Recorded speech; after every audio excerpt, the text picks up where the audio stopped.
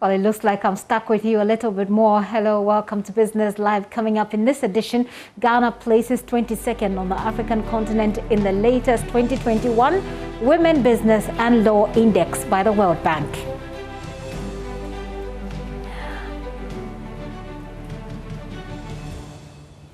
Meanwhile, the future looks bright for female leaders in corporate Ghana. We'll tell you why. Plus, Cabinet approves various policy measures outlined in the 2021 budget ahead of presentation next Friday, including programs aimed at expanding the economy and financing rising deficits. I am Gifty Andopia.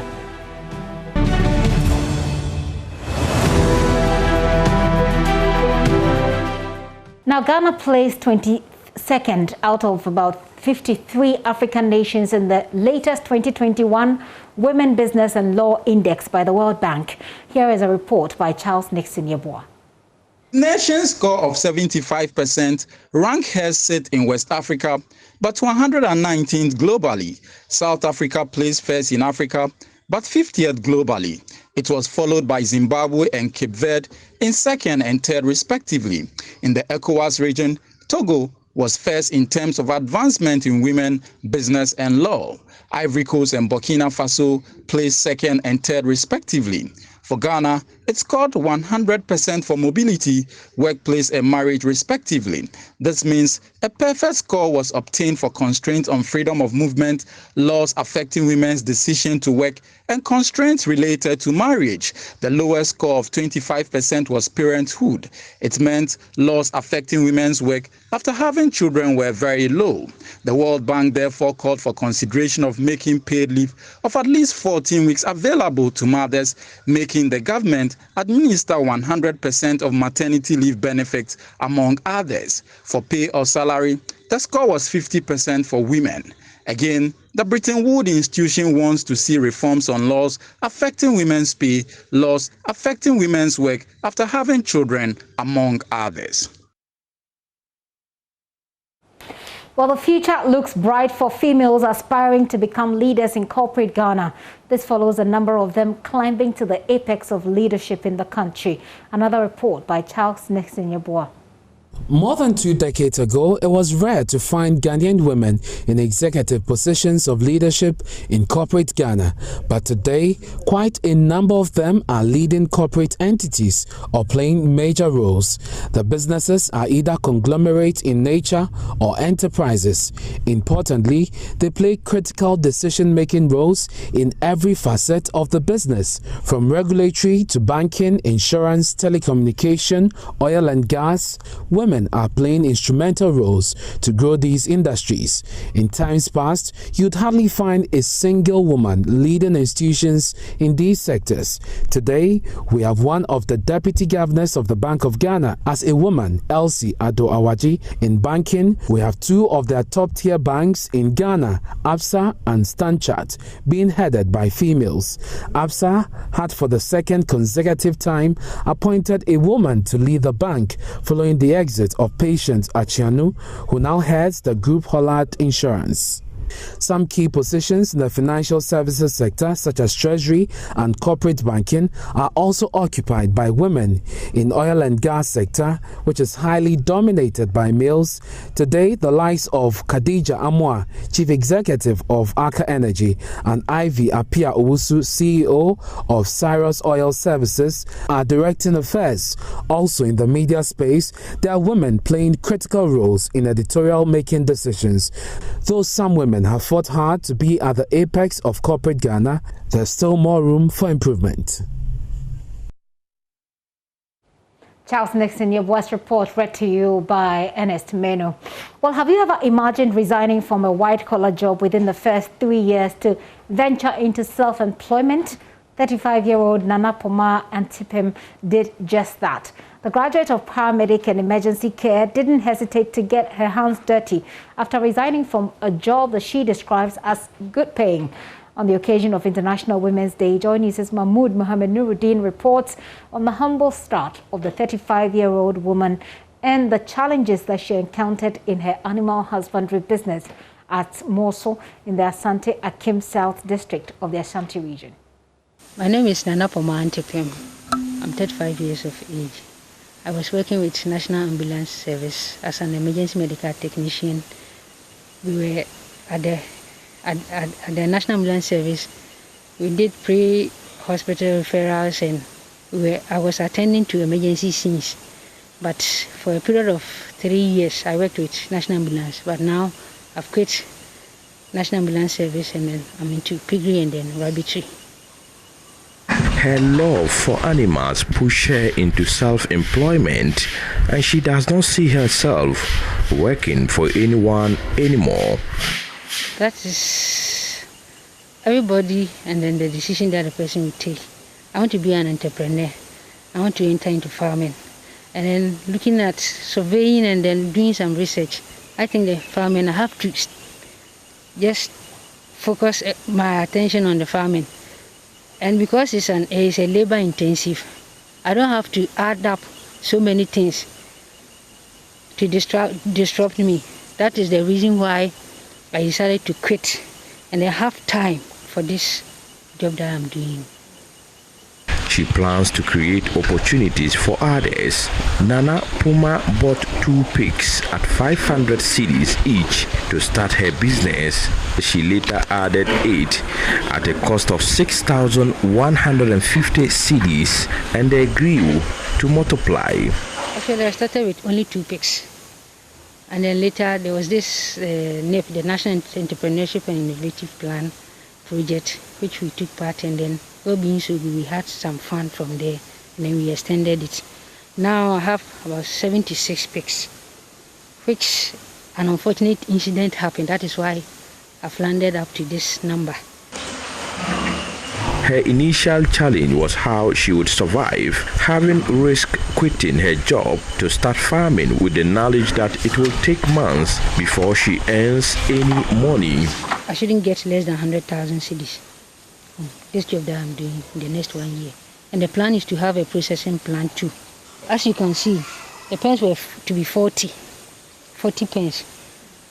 Actually, the animals, they weren't here at first. I rented a place, they were there. We just moved them just this Thursday that we moved to this place.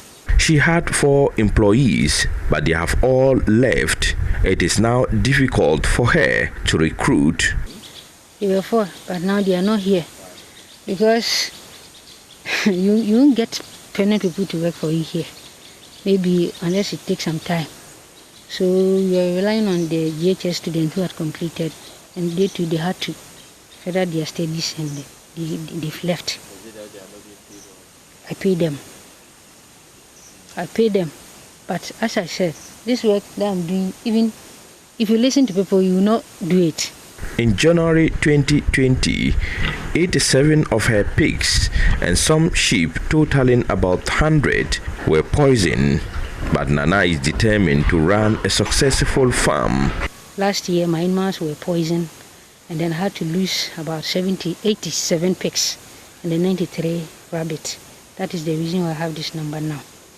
But looking at things, I know that though I was hurt by the death of my animals, but I didn't regret it, because I know what I'm up to and I know what will come. There was nothing like regretting. Though it hurt me, I called the agric officer here, and then they came, they took some samples to Kumasi, and they saw that it was food poisoning. She is challenging young graduates not to search for white-collar jobs only, but venture into agriculture. Being a graduate doesn't mean you cannot farm. Maybe it's the person's mentality that is hurting the person. You have to do something, work. When the Almighty God created us, it was farming that we were doing, our forefathers were doing. But I think those who are afraid to also venture into that farming sector is due to funds. But whatever decision that you take, if you persevere, your dreams will come true. Yes. So they shouldn't say they are graduates, so they are not farming.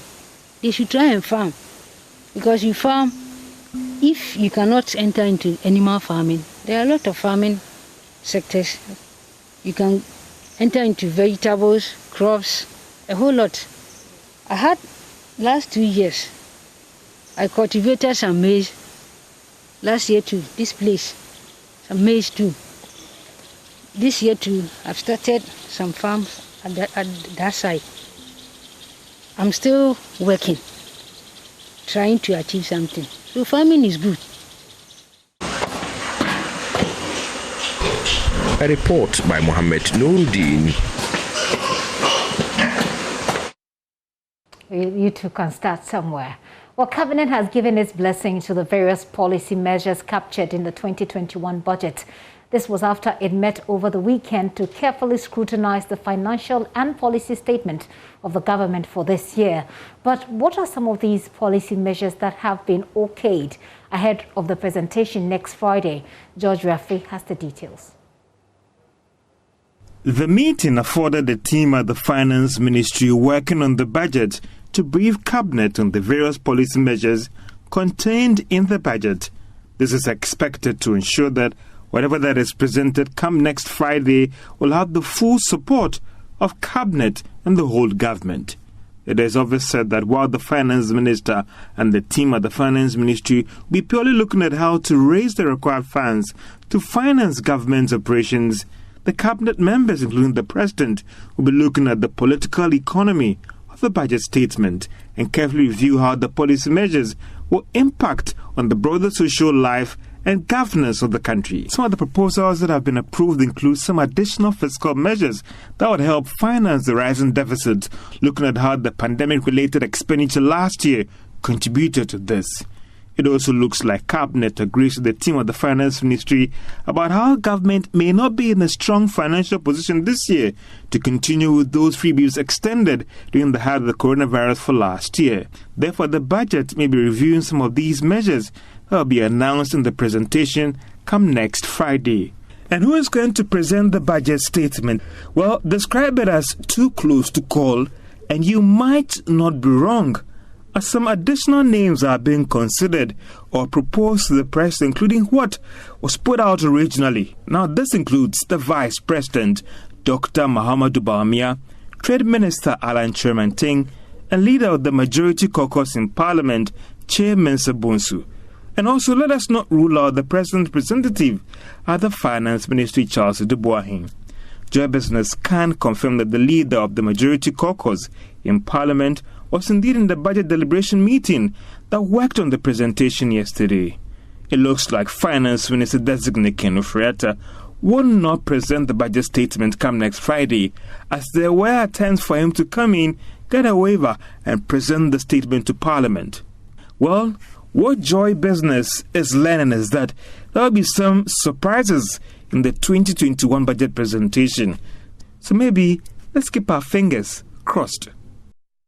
George Rafi with that reports there. Well, you know that President Akufo-Addo is set to, on Tuesday, which is tomorrow, present his first State of the Nation address of his second time. And that presentation will not be done in the chamber, as has always been the practice. But there are several things that we expect the President to speak on. We hit the street to find out what you are thinking or what your expectations are about the State of the Nation address. Listen. I know this year last year has been a very tough year, and due to this corona, a lot of businesses have been affected, the economy and everything. So I'm expecting like two things from the president. First of all, I want to hear from his side the businesses that have been collapsed. What is he going to do about them? And then, you know, we are still facing the pandemic, and one of two things. Now, I also want to know from him about our financial crisis, like what we're going through. I want to find out which kind of measures he's putting in place to ease the financial crisis we, the business people, are going through. So these are some of the things I want to hear from him. Tomorrow being the day for the State of the Nation address, I want to hear something about how the government is creating employment in the various sectors, because a lot of the youth are now in the house due to the COVID, the impact on the economy. So I want to hear something about it, and also how he is trying to fix the economy after the COVID came into our nation. So that's my expectations from him tomorrow. I will expect the president to, for once, help all teaching institutions. Teachers have been the frontliners. Right now, I learned the vaccine is going to cut across. So I'll be happy if the president can boost up the teaching staffs. And when I say teaching staff, I'm talking about people who teach at the police depot, people who teach at the various training institutions and so on, so that it motivates them to do extra work. Because for now, the pushing is not coming, so people are trying to withdraw. I think that's all that I want the president to do. Thank you. From my perspective, I would like to hear the president talk more about improvements in education. You see, with this double track system and semester track basis, we are not able to study well, because the school system is kind of some way.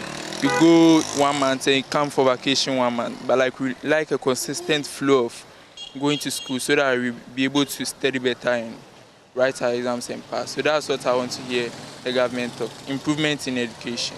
Yeah. A pandemic is spreading all over the world, so we have to just urge the government to just help us to do this, because people are complaining about different things altogether. But I think the thing is, we need the vaccine, and people are also just doing this. So the government should just force each and everyone to take the vaccine. We were all complaining that market is slow because of the court issue, but we know maybe after this court issue, market will be flowing. So we are all urging the government to do something quick so that the market will flow just like how we want it. These are some expectations from a cross-section of Ghanaians we met on the streets early this morning. Well, Vanguard Assurance has introduced tailored performance reward mechanisms to ensure Ghanaians have easy access to insurance amid the COVID-19 pandemic. The company has introduced a reward scheme for its sales executives who put up outstanding performances during the 2020 financial year. It has also launched its 2021 Sales League, a concept designed to concurrently deepen collaboration and competition among sales agents. Samuel Esuman is the head of distribution at Vanguard Assurance. We have made an arrangement to use some sales apps to ensure that our agents are properly equipped to transact business, having in mind all the safety protocols that is expected to follow. So we are expecting sales, a lot of companies are expecting sales to come down, but with the strategies that we employ, rather we are experiencing growth.